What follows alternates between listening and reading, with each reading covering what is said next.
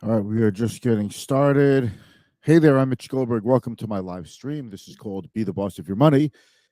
It's about helping you take control of your money. We talk about investments an awful lot, but that's the thing. That's the main thing everybody's talking about.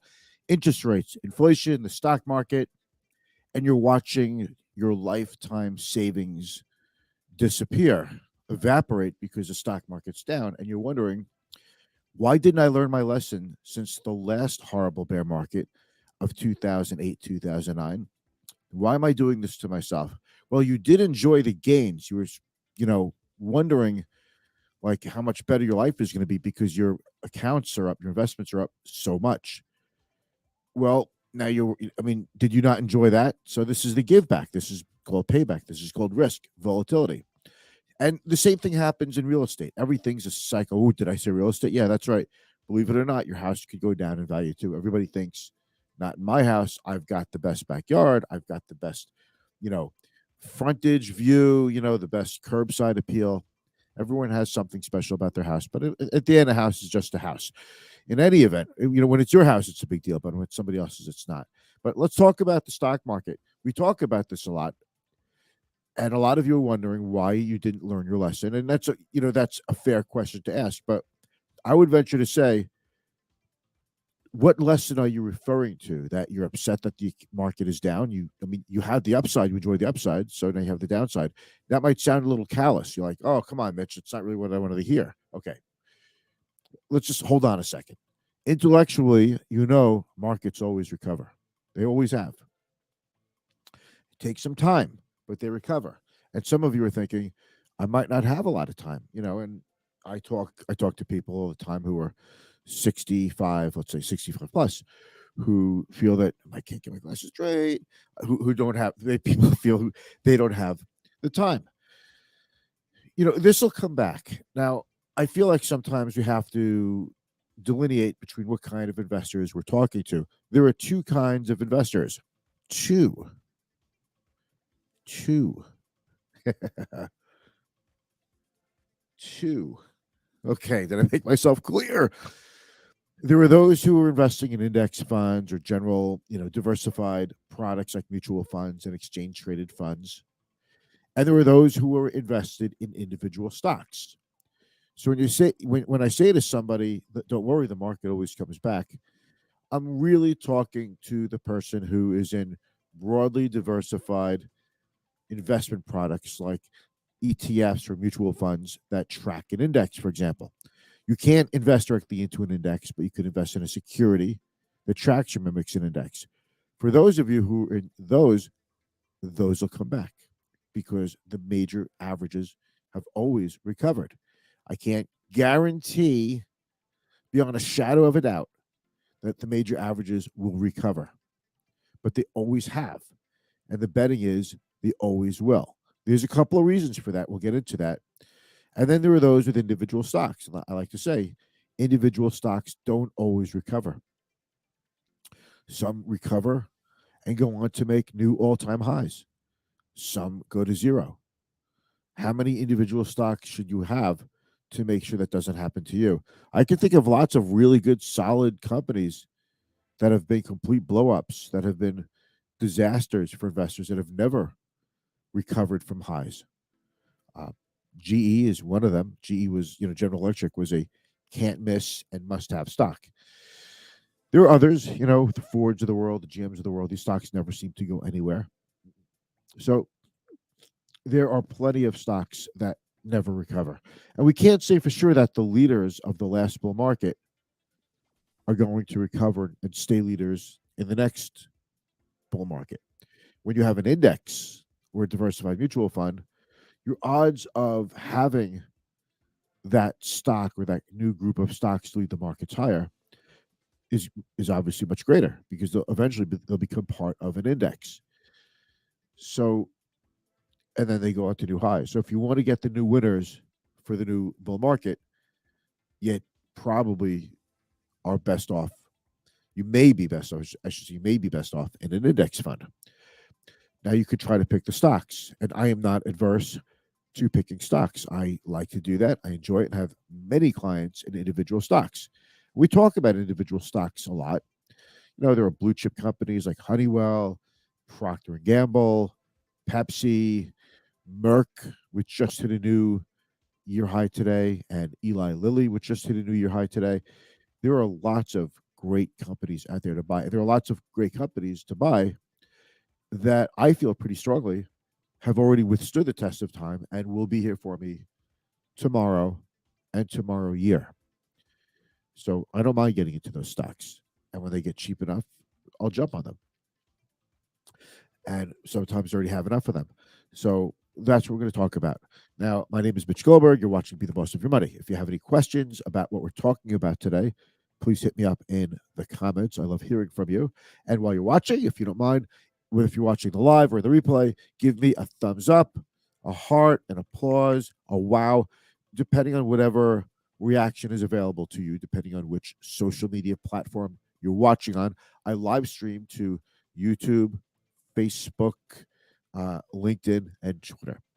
Okay, we have somebody out there. Jay is out there. Jay, good to see you, my friend. Glad you could join us. Thank you very much. And that is terrific. Thank you so much for joining us. A little music. Okay, hope that's not too loud. And we'll get the party rolling. So let's roll a quick intro, and then we're going to get into the heart of the matter. It's going to be a good show. It's going to be a quick show. And we like that. We like a good quick show. Here we go.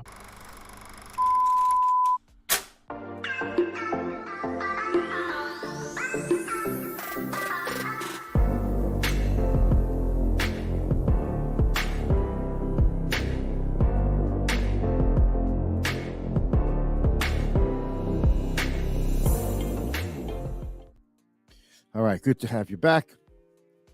Mitch Goldberg still suffering through his cold and whatever else, post-nasal drip. It's been like 2 weeks now. Hope I don't have this all winter. All right, a couple of things we're going to talk about. We're going to talk about stocks, risk tolerance, and investing. A lot of people are nervous, and I'm out and about. I was at the temple the other night, Friday night, to hear a friend talk about some books she had just written. And I saw a bunch of people there. I have to say I was probably, definitely on the young side for this particular room. And I'm 55.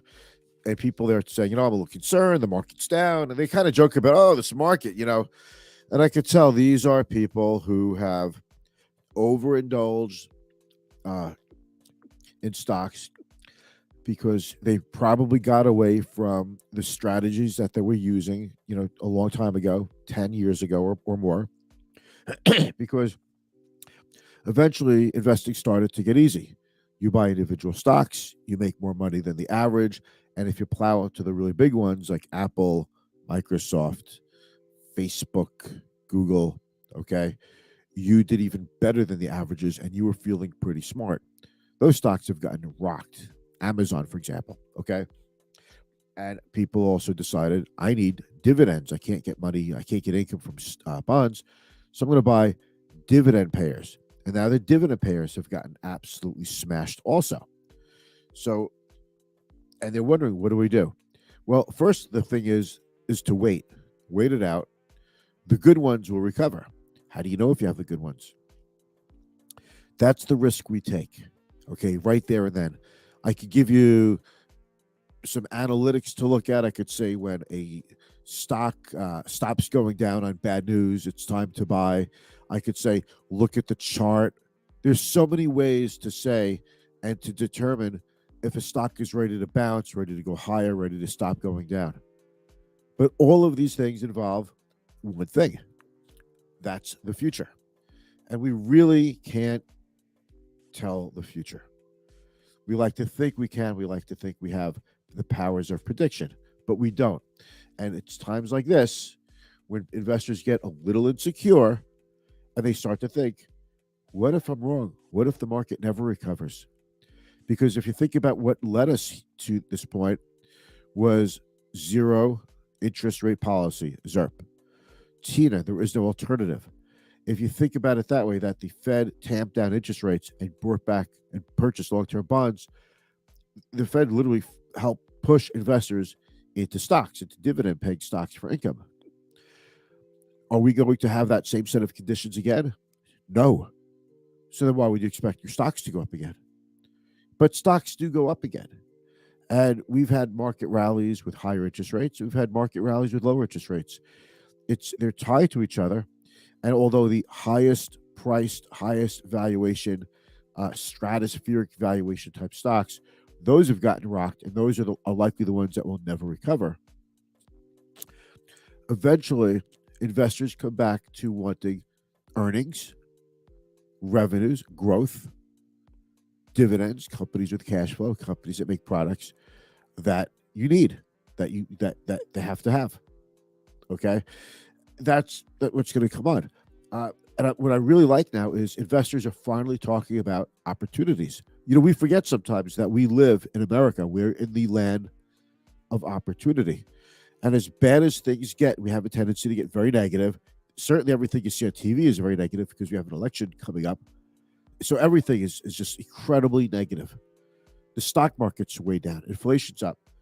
Nobody wants to be invested. Investor sentiment is way low. Record amount of cash on the sidelines. Institutional investors, retail investors have bailed out of the stock market. Not everybody's bailed out, but at the margin, they've bailed out. It's enough to push the market down. What I'm telling you is we can't forget about opportunities. We can't just say, well, the 2-year treasury is now paying 4.5%. Let's put all our money in there and wait 2 years until things get better. I think that's a mistake. Now, I like that idea of 2-year treasuries for the right client. And I certainly have a fair share of those in client accounts for the right clients that I've purchased very recently for them in their accounts. However, it doesn't mean I'm taking their stock money, selling stocks, and just putting all that money. I'm not taking money out of stocks and putting it into bonds. I don't want to give up my upside. And I think at this point, to worry about my downside, it's a little late in the game. There are so many stocks now that are on sale. The stock market's the only store in the world when things go on sale, nobody wants it. When things go up, everybody wants it. It's the only store like that. So what I think now is it's time to do is look at opportunities. A friend of mine once said, a branch manager said, when you have a stock that's down, and if you do have cash in the sideline, if you're not willing to buy more of that stock when it's down, then sell what you have. Get rid of it. Okay? And I've taken that to heart. So if you're down in some stocks and you're not willing to buy more, you're just in them because you're going to wait till they get back to even and then sell them. Do yourself a favor. Sell them now. Replace them with something else. Because those are the kind of situations that take forever and ever and ever to work out. We don't want those. We don't want to be in those. We talked about that the other day with a company called Generac. Remember that? I'll post a snippet, the Generac snippet, tomorrow. All right. So opportunities about it. What I'm seeing now. Let's take it to the screen. Make sure this is nice and large so you can all see it. Okay, check this out. This is by actually a friend of mine, Michelle Fox. See the author over here? I'll pop myself up in the corner. All right. Here's where investors should look as they search for leaders of the next bull market. It's nice to finally see something about the next bull market because we're going to have a next bull market. Might not be the same bull market stocks that lead us to the next roundup. We are going to have another bull market. Okay. You take a look at this. Look at this headline. 10 babies in the bathwater to buy from Evercore. Okay. Down 40% from pandemic highs. You're only going to see this here. This is actually CNBC Pro. I wonder if I should even show this to you, but there's a number of stocks in here that are down a lot that Evercore thinks could do very well going forward. One of them is Airbnb, and probably a lot of people are like, oh, it's a pandemic stock. I wouldn't buy that. Goldman Sachs sees path to a soft landing for the economy getting clearer. Soft landing. This is by Jeff Cox, another friend of mine. All right. Soft landing. Okay, so a soft landing means the Fed slows the economy by raising rates to slow the economy down enough to bring inflation down. If we go into a recession because we bring growth down so much, that's a hard landing. So Goldman Sachs is now saying maybe we do a soft landing. The path to that is getting clearer. Now, I know there's an awful lot of CEOs who are saying we could see a recession in the second half of 2023. Less than a year away. We could. And I think if everybody prepares for a recession, that'll cause the recession. It'll become a self-fulfilling prophecy. I don't think it's that simple, though. And I think that as we get closer, we might find that we don't go into a severe recession or even a mild recession. It's tough to say. We like to think we can control things by making accurate predictions. So predict at your own peril. For me, I see certain stocks that are down enough to make me want to buy them. And that's what I do. Now, they could go a little bit lower. They could go a lot lower. That's okay. I'm happy with the price I'm getting now. And I'm happy with my view that that particular stock will be a lot higher 2 or 3 years from now and 5 years from now. I'm always looking at 5 years plus when I buy a stock. Longer if I could. I'd rather be lazy and hold on to a stock than try to flip in and out of stocks, okay? You'll do better. A lazy investor is actually the best investor, right? So let's take it to the big board. Wait, did I show you that headline, though? Goldman sees path to a soft landing for the economy getting stronger. Just wanted to make sure I got that. Now let's take it to the big board. The Dow up today, 400 points. It was up over 700 on Friday. Last week, we spoke about the rally last week, and I said it's bank earnings. If you notice, Bank of America, Wells Fargo, J.P. Morgan, banks are really healthy. They're just incredibly healthy. We don't have the same banking sector that we had in 2006, 7, and 2008. Incredibly healthy. And as long as the banking sector is healthy, that's what keeps us out of a severe, deep recession. And banks are healthy, and they're big enough of a sector of the S&P 500 to pull the market with them. Energy is still too small of a piece of the S&P 500, but financials are pretty big. They're about 15%. So financials are coming out with great numbers, and it takes away the thought that there's some nuclear time bomb, like some Lehman Brothers hanging out there somewhere that's about to blow up the whole financial system. Not the case. And when that news, once investors got used to that thought process, the major averages are up about 5% last week, continuing today. Now, I hear you. We could have a down day tomorrow, of course. We could give this recent rally right back. And we've done that before. But if we don't give this recent rally right back, if we don't give it back for a while at least, it could mean that the bottom is in. It could really mean that. So I'm feeling, as I said last week, I'm feeling more optimistic about the market, about Fed policy, about a bunch of things. NASDAQ was up. NASDAQ was up 0.86%. S&P up over 1%. Oil is off a drop. The 10-year was up a fraction. The VIX right here, that continues to stay below 30. 10-year yield at 4.247%. Yeah, I know that's kind of high, but long term, 4% in the fours for the 10-year Treasury. I don't think it's an insurmountable thing for the stock market. Okay, let's take a look at bonds while we're at it. The entire yield curve 3 months out remains above 4%. Don't you worry, that 1 month will be over 4% soon too. But overall, yields continue to stay in the fours. That keeps a damper on stocks, and it does give you an alternative to stocks like bonds. Again, don't make the mistake. Don't make the mistake of selling your stocks to go into bonds. And I can understand.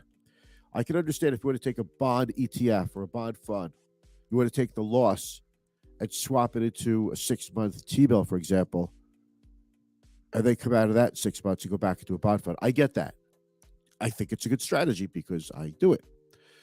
But I don't take all of my stock money in my clients' accounts and throw that into the 2-year Treasury. I'm not doing that because I still want to take risk. I still believe the market will go up. The market returns about 9.5% a year annually over the long term. It doesn't mean it does it every year. It means there's going to be up years and down years. It just averages out. But overall, there's more up than down. Overall, there's like 46 down days to every 54 up days in the market. That's what we always say. If you're out of the market for the top 3 or 4 days of the year, you've missed like 90% of the potential return. So that's where we have to stay invested. Okay. Uh, let's take a look at some stocks of the day. Okay. The first one is an ETF, BLV. This is the Vanguard Long Term Bond Fund. Long term bonds. How do you think long term bonds have done this year? Because you bought long term bond funds because you got more income. It's Vanguard, so it must be good, right? You think, oh, this can't hurt me. It's Vanguard. It's only good. Wrong. This one is down 35% year to date. This isn't a stock fund. This actually is doing worse than the S&P 500. A lot worse. So the bonds are really what's killing people. And if you have this in your portfolio to offset your risk in stocks, well, stocks are down while the bonds are down. It's a double freaking whammy, and you're just getting smashed. That's one stock of the day. The other one is Merck. Merck hit a new high today. Just want to show you that new high. Still pays a dividend. And how's it doing? Year to date, it's up 27%. Up 27% year to date. Merck is having a good year. So is Eli Lilly. But if you look at XLV, which is the healthcare sector, it's the ETF that tracks the S&P Spiders healthcare sector. That's XLV. Of all the major sectors, this one looks to be the strongest. It's still in between its high and the low. But healthcare, in particular drug stocks, have been hot lately. Down 8.5% year to date. No big deal. I'm not saying it's not a big deal, but compared to the S&P and other averages, it's pretty good, relatively speaking. So we need to start. We need to start looking at opportunities here. We have to stop fighting scared. You have to stop trying to decide when you're going to get out of the stock market altogether. When am I going to just pull the trigger, just get rid of everything? And you have to start thinking in terms of what can we buy? And for those of you who chickened out and got into cash, and now all of a sudden you're like, oh, I'm missing the market, it's going up. You didn't miss anything. These are, day-to-day fluctuations. We've talked about this. The downs are going to be severe.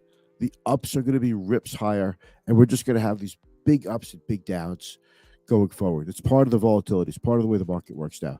But that's okay. Long term, I think we need to look for opportunities. I have opportunities that I see. I'm very excited about it. It's what gets me out of bed, and it's what keeps me coming back to work every day, even though I might field a few phone calls from people who are a little bit worried about what's going to happen to their retirement. All right, that's about it for now. I'm going to blow my nose. I'm so stuffy. I will speak to you tomorrow. Thank you very much. Bye. Oh, who else is out there? Brett. Brett, good to see you, buddy. Thank you very much. Goodbye.